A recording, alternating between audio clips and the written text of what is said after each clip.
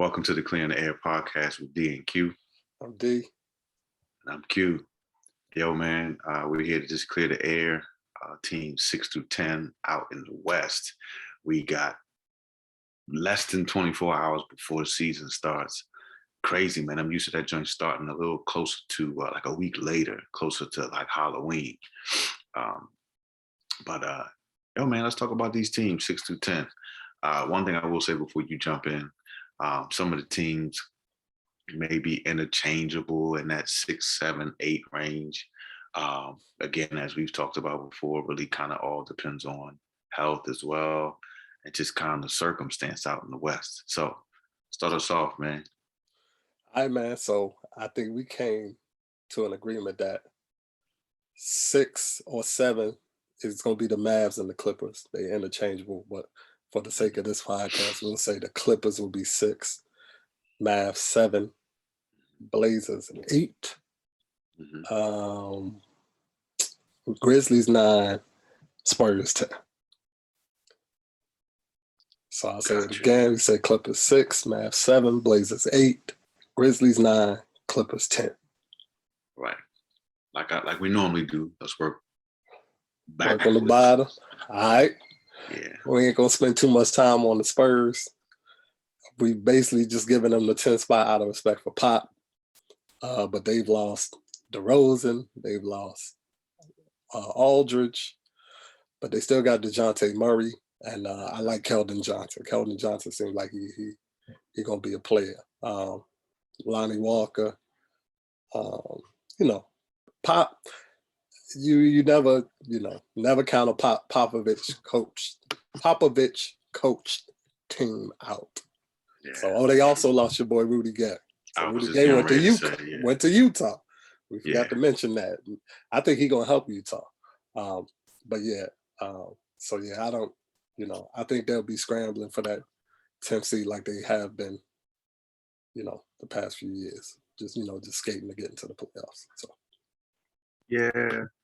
And like you said, it's not really a whole lot more to talk about when we talk about that. So, what we got next? Number 9, man, the Grizzlies, the baby Grizz. Yeah.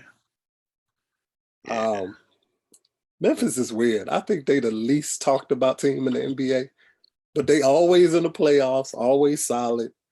Man, they just gave your boy Jaren Jackson crazy money today. They did. I don't know about that. But last time we seen him, he was in the playoffs thinking he was Steph Curry shooting threes and was not making them. And he a little injury prone too. Yeah. But my man Dylan Brooks, former Oregon Duck, he made a name for himself. He been making a name for himself. He did. Till he met LeBron, but it's another story. I mean, come on, man. LeBron gonna do that to 95% of the league. Well, especially when you doing all of this. All right. Look, I said he ain't got no fear. I said he ain't got no fear. Whether no good fear or bad. No fear can turn into no career. Hey, look, he good. I'm good. I got the Nike back, and I'm good. Oh well, Brian do too. But anyway. Yeah, meow. But anyway, he made a name for himself. I think he's gonna be in line for a huge payday. Of course, you got John Moran starts and ends with him. He gonna be due soon too. You know what I'm saying? So that's a good nucleus. Ja, Dylan Brooks, Jaren Jackson, solid nucleus, but I think they're just gonna be a solid grinded out team that's gonna end up near the bottom. So not a whole lot really to say about that, because that's where I really feel like they gonna max out. And it's one of those things where small city team, small market is not a whole lot that you really could do, especially out in the West. You got a great stud and a player of John Morant, but what are you really gonna do? Should you even clear one of them 8 spots? So what we got next, man? It's crazy. I was having a conversation earlier about Jaren Jackson and how he got that big contract. And it's whatever. It's not what we think is deserving. You know what I'm saying? Get your money, player. But I was talking about how one of the drawbacks of being a small market team that doesn't really attract free agents, you got to kind of overpay to keep your own, you know what I'm saying, or maybe attract some, you know what I mean? So Right. I think that was definitely the case with him. So that's number 9. So we say number 8 is Blazers. Yeah. Yeah. And I hate to say it, but yeah, man, I think new coach. You know what mind frame is Dame gonna be in? Um, you know, CJ. You know he was in trade rumors all summer. Now he back. You know how is he gonna play? Yeah. I don't know, man. They just like lost Melo. Yeah. Let's see. They picked up somebody I saw the other day, and I was surprised. But I mean, you never with those 2 guards, especially Dame time, you never count them out. But I just don't really see them being a factor this year. Yeah. I mean, let's just be honest. They haven't really been one in the past few years. You know, it was good to really see Dame do what he did in the bubble.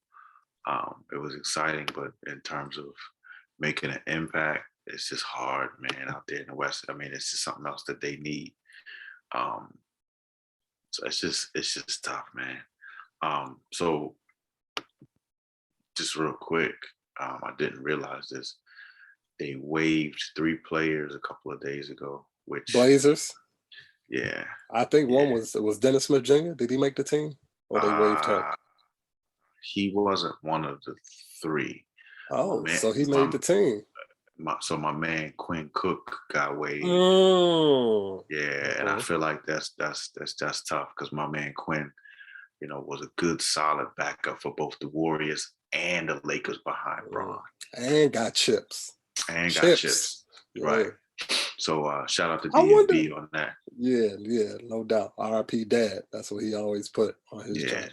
I wonder why he ain't been sticking lately though, bro. Like he just a solid back. Like I think people can't appreciate that nowadays because, you know, you got a lot of the bigger guards who are a little bit more athletic. mm-hmm. And I feel like people can't appreciate a solid point guard anymore. You know, you either got to be on the Kyrie levels with stupid, dumb handles that can score like crazy, or you got to be an oversized guard. And he's neither. Not to take away from his game because Quinn, you know, just given his roots and just his pedigree. Again, DMV player. Again, shout out DMV player. You talking about, you know, Duke. Before Duke, where did he go? He went. He went where Melo went. Where was it? Oak Hill. So just imagine you leave out of the DMV playing for DeMatha, go to Oak Hill with a legendary high school coach, prep player coach. You go to Duke. I mean, that speaks enough for itself. You're a backup point guard behind Steph. You're a backup point guard behind Braun. I mean, and the dude was solid. They don't turn the ball over. He gives you those quality minutes when you need them. Got that jumper. Yeah. Solid. I mean, he just, yeah. Everything you said was on point, bro. He ain't the tallest cat. He's definitely not the most explosive, but he's solid, bro, and he went. You know what I mean? That's the pedigree. I feel like you know exactly what you said. They looking for that bigger guard, that explosive guard. Unless you just like Kyrie, who got out of this world handles, crazy shot. Layup package. Yeah, crazy layup package, crazy shot. You know, so. But yeah, like you said, shout out to Quinn Cook, man. We definitely rock Quinn Cook, and definitely Court credit. It's definitely, it's definitely a spot in the league for him. It's definitely a spot in the league for him. Definitely. So I know he'll bounce back. And you know what's crazy about Quinn Cook? And this last point, I know a lot of people in the league respect him. Yep. You know what I'm saying? He gets respect. Like he ain't no bum basketball player. Like the hoopers respect him. No, and furthermore, a solid cat. You know. You know, from my Court cred days, I know this dude, man, and he's legit. So again, shout out Court cred, shout out Quinn Cook. Lastly, we had on the Blazers, you had Marquise Chris and Patrick Patterson that got waived. So PP got waived. Yeah. He can hit the three though. I thought he was still with the Clippers. Nah, son. He And, got way. Marquise, You were saying. Chris, get out of here. You were saying. You were saying Dennis. Yeah. DSJ, Dennis Smith Jr. I saw he was in camp. Did they cut him or did he make it? Ben McLemore. That's where Ben went. They got Larry Nance Jr. Larry Nance, that's who they got. I saw he was out of Cleveland. Yeah. So did Smith Jr. make the squad? Hold on, we got Norman Powell still, Tony Snell, Cody Zeller. From Charlotte. Yeah. I'm not seeing him. Well, he must have got cut before that then. He was definitely in the camp.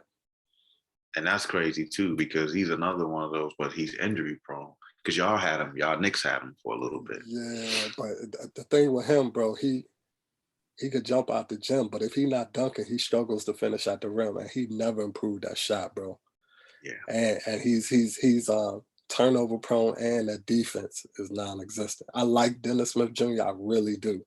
Yeah. And I feel like if he can get with a team and a coach that believes in him, I think there's a place in this league for him. But you know, he had the opportunity to take the starting point for the Knicks, that spot, and he just did not do it.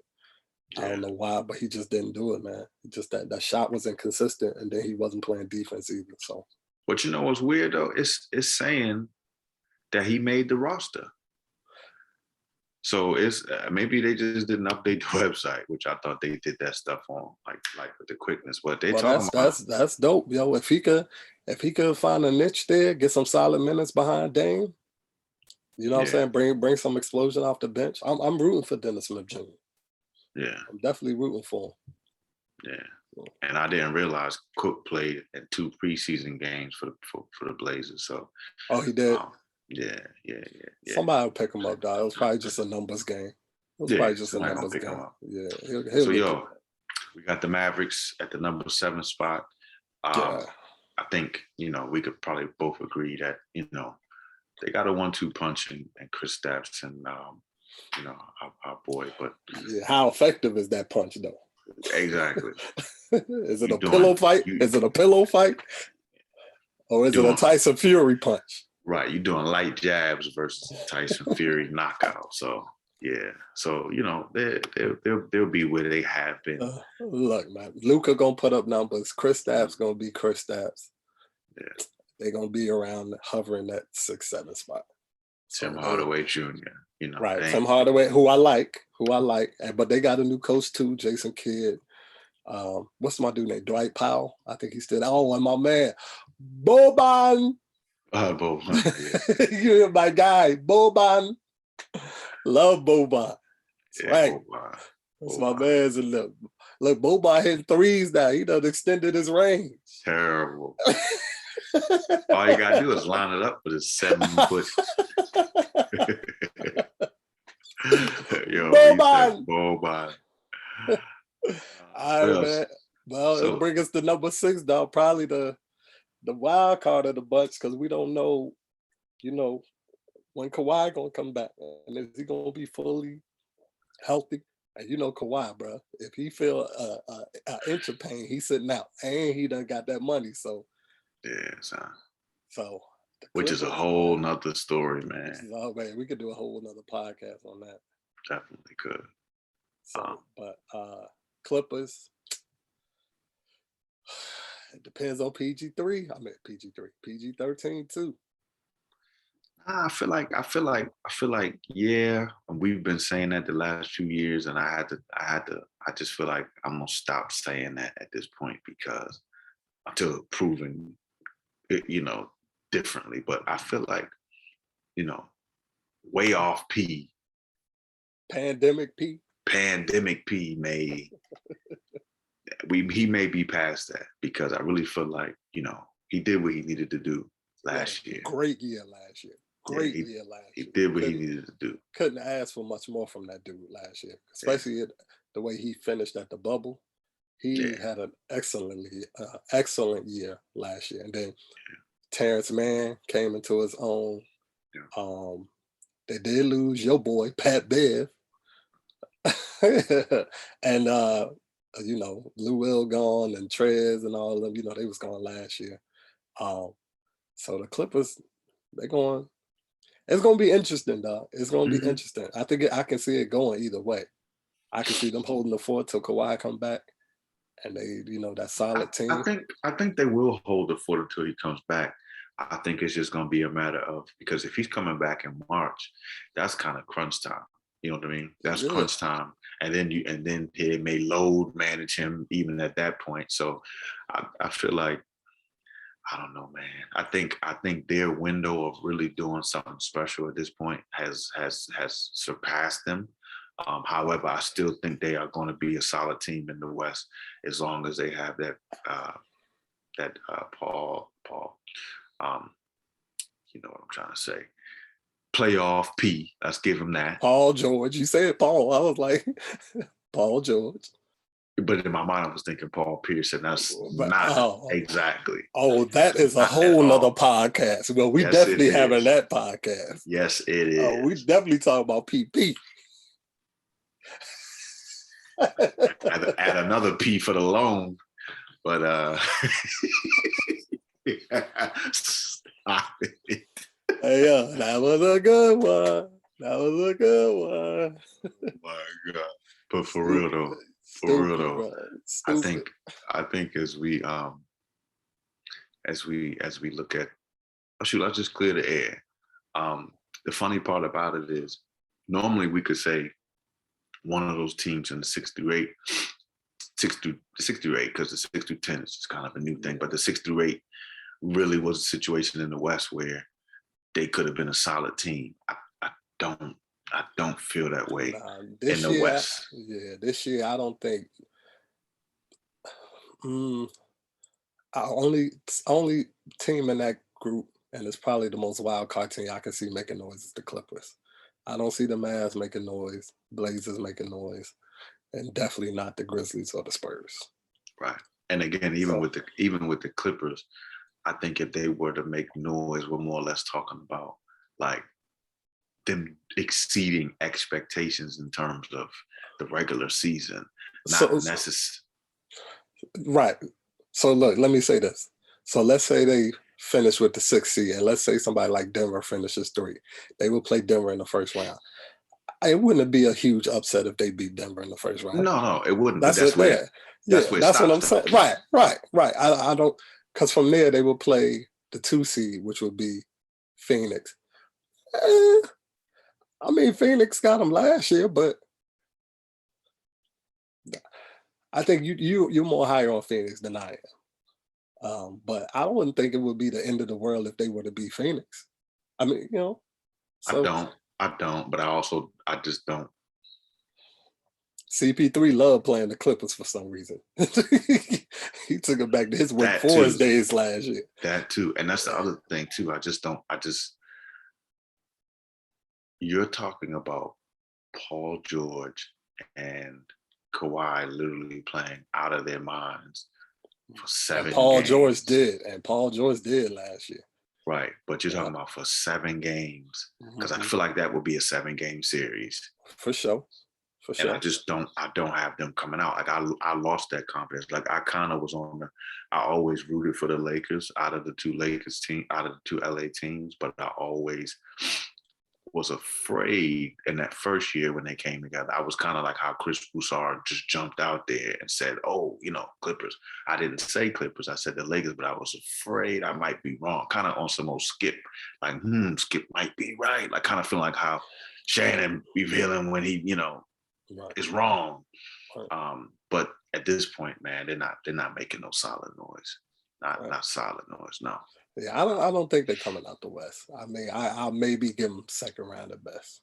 Second round is at best, and they're losing. They're losing in a 6-game series. All right. They're losing a 6-game series. Well, yo, man, listen, we've cleared the air on teams 1 through 5, 6 through 10. We love to hit for both conferences. Both conferences. Just in time for the start of the season tomorrow. Yes. So we love to see what you guys got to say. Maybe we're wrong. Maybe it's something we didn't see. But yo, make sure you follow the Clearing the Air podcast YouTube channel. Subscribe. I'm sorry, subscribe, not follow. This ain't. Yes. See, that's why I got you. That's why I got him. Hit that subscribe button. Yes, sir. Listen, we got anything else we need to clear? We done. I think it's clear as a mug in here. We see y'all later. Peace.